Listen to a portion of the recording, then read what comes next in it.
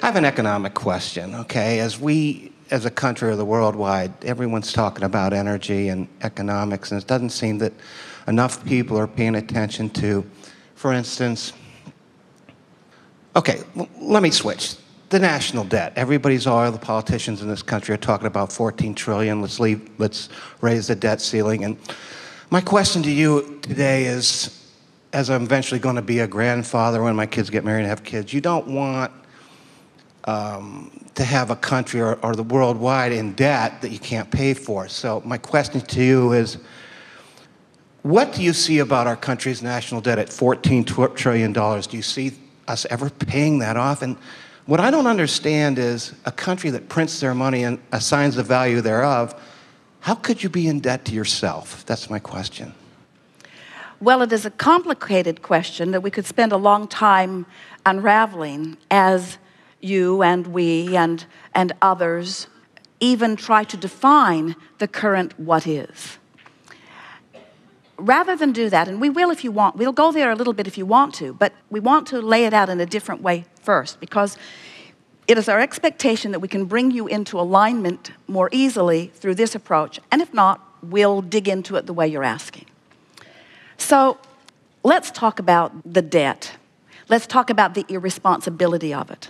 Let's talk about the lack of attention to detail. Let's talk about so many people with so many fingers in so many pies and so much red tape and involvement that things just get totally out of hand. Let's talk about a government that is spending more than it is taking in and seemingly paying no attention. Now, we got very specific as we're picking up on the vibration of what's bothering you.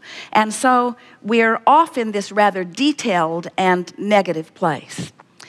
Now, one of the things that we really want you to understand is that in every attention to what is not wanted, there is an equivalent bounce of what is wanted. And while it is often unsatisfying to someone who's living a reality that is unwanted, we want you to know that there is a vibrational reality of prosperity that is born, but it's vibrational. And a lot of people say, so vibrational is not much better than the government just printing money. In other words, vibrational isn't something that is tangible yet. And we say, we want you to not underestimate the power of what's in this vortex, because what's in the vortex is the future manifestation. The question is, how future is it? How far into the future is what is in the vortex? How far in the future, how much buffer of time is it going to take before what's in this vortex is allowed to manifest by the people who are participating? Well, what we've noticed is that you don't have to explain it to everyone or even to anyone. When you understand that what is in the vortex is yours to claim at any time that you want, then you begin to recognize that there are people who always thrive in the worst of times, just like there are people who never thrive in the best of times. In other words, the overall economy, while we acknowledge that the better the economy is doing, the better people feel, but that's because most people are offering most of their vibrational offering in response to what they're observing. So if they're observing booming times, then their vibration is more about booming times, so they allow more booming for themselves.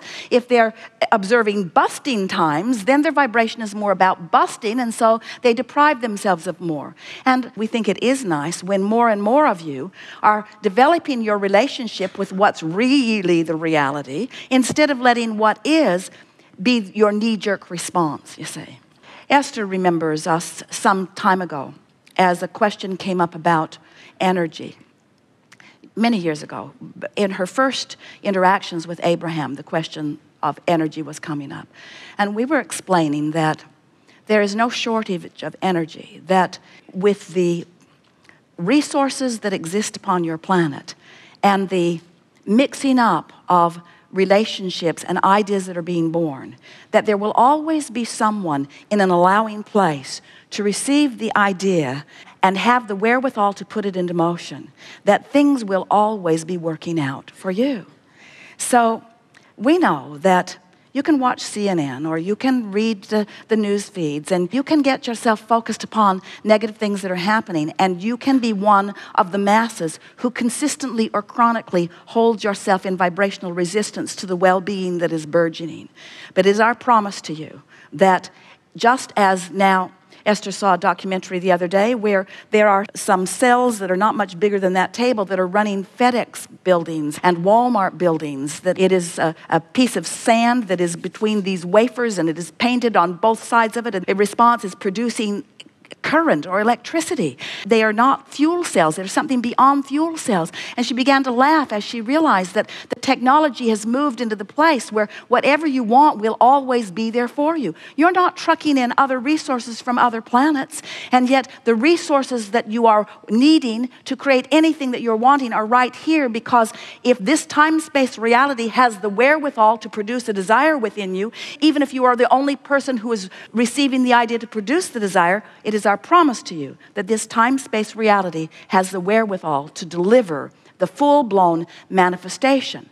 If it can be a vibrational reality, and you have contributed a very powerful one here today, the wherewithal to create that vibrational reality into manifestation is sure. The question is, how soon? And we say, we don't want that to matter, because we don't want the way you feel to be dependent upon them all figuring it out. If you can say to yourself and really mean it, I don't need them to figure it out and get it all fixed and flowing before I can feel better. I can feel better because I have the vision and I have the dream and I know about the vortex and I can line up with it.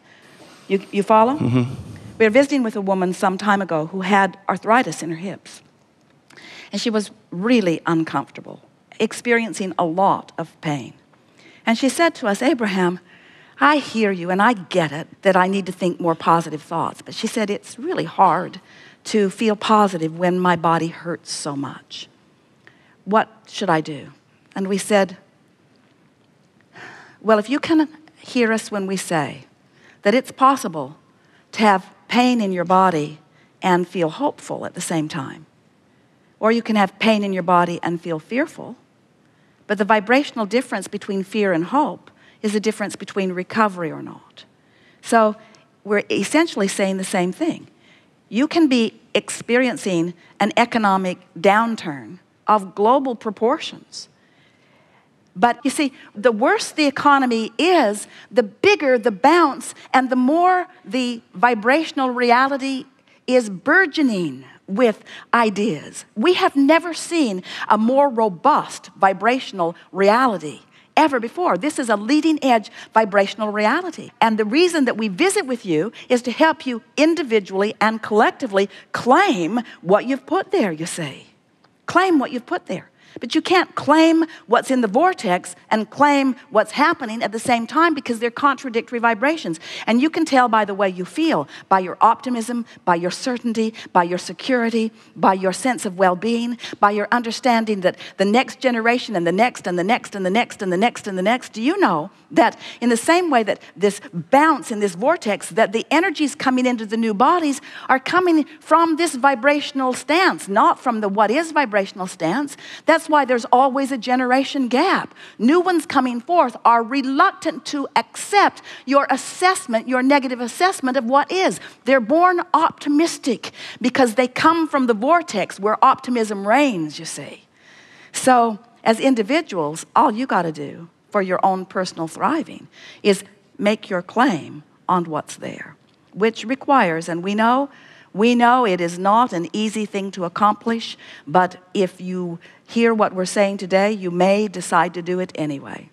You just got to give up the what isness, because what is doesn't mean diddly squat. The real deal is what you're asking for. We've been watching you as we've been talking about this is real time. This is now reality. What's in the vortex is now. What's in the vortex is now, now, now. And we've noticed that sometimes this vortex feels so futuristic to you, especially when you're talking about global events. It's hard to imagine things turning around. That the buffer of time is sort of a point of discouragement in and of itself. And it is our desire that as a result of the conversations that we're having together here today, that you will realize that this buffer is not as long time-wise, that it really has nothing to do with time. It only has to do with those like you coming into alignment with it now. And you know, if one who's in alignment is more powerful than millions who are not, it doesn't take much believing in the robustness of the vortex to turn your personal thriving around. And it doesn't take too many of you personally thriving before the 100th monkey thing kicks in and people all around the world begin to get it too, you see.